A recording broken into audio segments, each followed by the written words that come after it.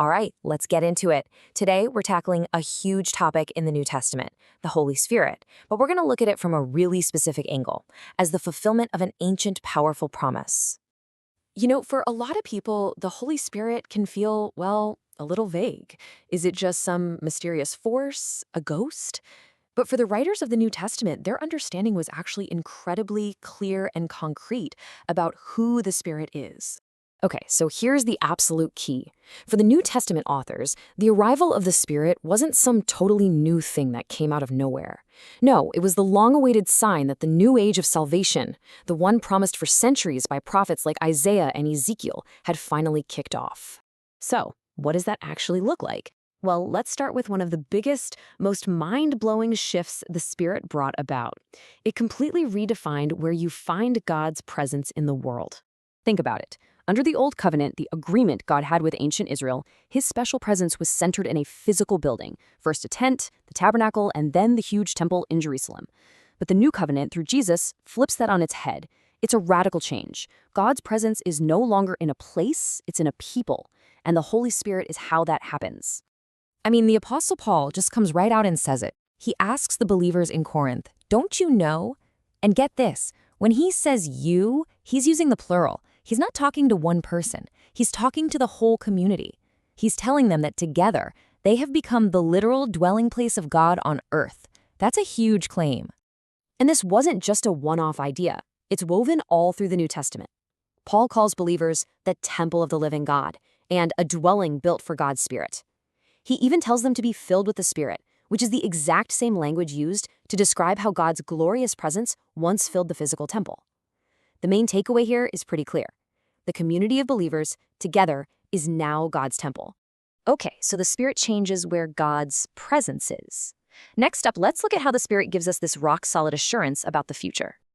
You'll see Paul talk about the promised Holy Spirit a lot. So you have to ask, promised by who? Promised where? Well, he's pointing straight back to the Old Testament prophets, who said a day was coming when God would pour out his Spirit on everyone. For them, this wasn't some minor detail. It was the main event they were all waiting for. And what I love is how Paul uses these really practical metaphors to explain what the Spirit does for us. He calls it a seal, like a wax seal on a letter that proves who it belongs to and that it's protected. He calls it a deposit or a down payment, which guarantees the full inheritance is coming later. And it's the first fruits, the first handful of the harvest that proves the rest of the amazing crop is on its way. And you can see two of those metaphors right here in this verse from Ephesians. The Spirit isn't just a warm feeling. It's a tangible guarantee of God's promises for what's to come. It's like having a piece of the future right here in the present.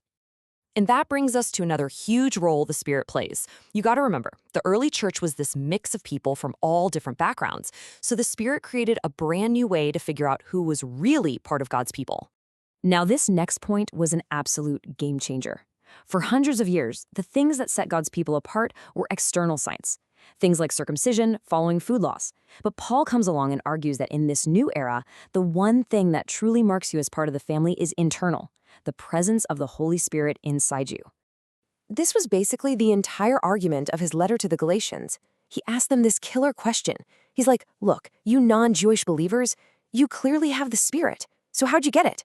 Was it from following all the rules in the Old Testament law? No way. You got the Spirit simply by believing the good news. And for Paul, that was the ultimate proof that they were full-fledged members of God's family. Case closed. And it goes even deeper. The Spirit isn't just proof you belong to the people of God, it's proof that you are one of God's actual children. Paul says the Spirit itself testifies inside of us, giving us this confidence to cry out, Abba, Father, which is this incredibly intimate Aramaic word, kind of like saying dad. It's a deeply personal confirmation of who we are. Okay, so the Spirit redefines God's presence and our identity, but it doesn't just stop there. It also completely changes how we live and how we carry out our mission in the world. Hey, remember that new covenant promise we talked about earlier? The prophets Jeremiah and Ezekiel said a day was coming when God wouldn't write his laws on stone tablets anymore, but on people's hearts. Well, the New Testament writers are clear. The Holy Spirit is the one who does that work, empowering us to obey God from the inside out, because we want to. Paul paints this picture of an internal battle. On one side, you have what he calls the acts of the flesh, all the negative stuff like conflict and selfishness. But on the other, you have the fruit of the Spirit. And his whole point is that just having a list of rules could never produce this good fruit. This new way of living, with love, joy, and peace, isn't about just trying harder. It's the natural result, the fruit that grows when the Spirit is at work in a person's life. And this whole idea goes all the way to the very last book of the Bible. In Revelation, it's the Spirit who empowers the church to hang in there. The Spirit inspires prophecy, speaks directly to the congregations, and gives believers the strength to be a witness for God even when it's hard, promising them resurrection life on the other side. This amazing quote from the Old Testament prophet Zechariah shows up again in Revelation, and it really just sums the whole thing up. The church gets its job done in the world not through human strength or clever strategies, but by the power of God's Spirit. So that brings us to our final thought. If the New Testament writers are right about all of this, if the presence of the Spirit in God's people is the real, tangible sign that God's new age has already started, what does that mean for us right here today? It kind of suggests that the life of the future is available, at least in part, right now. And that is a pretty profound idea to sit with.